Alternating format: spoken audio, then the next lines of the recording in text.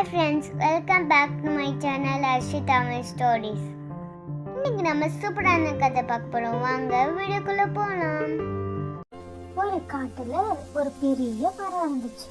அந்த மரத்துல ஒரு காகம் கூடு கட்டி வாழ்ந்து வந்துச்சு. இது மட்டும் இல்லாம அந்த மரத்தோடைய அடியில ஒரு பெரிய நாகப்பாம்பு ஒண்ணு வாழ்ந்து வந்துச்சு.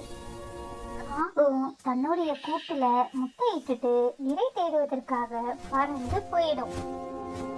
காகம் இல்லாத நேரத்தை பார்த்துட்டு இருந்த நாகப்பாம்பு அதோடைய முட்டைகளை எடுத்து களவாடி தின்ன ஆரம்பிச்சது.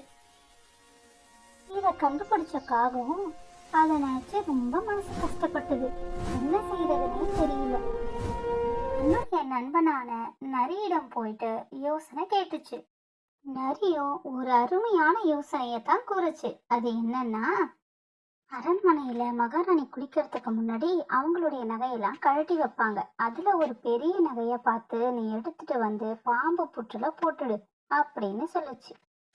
காகமும் அரண்மனைக்கு சென்று மகாராணியுடைய நகையை எடுத்துட்டு காவலர்கள் கண்ணுல படும்படியா அங்கிருந்து பறந்து போயிடுச்சு.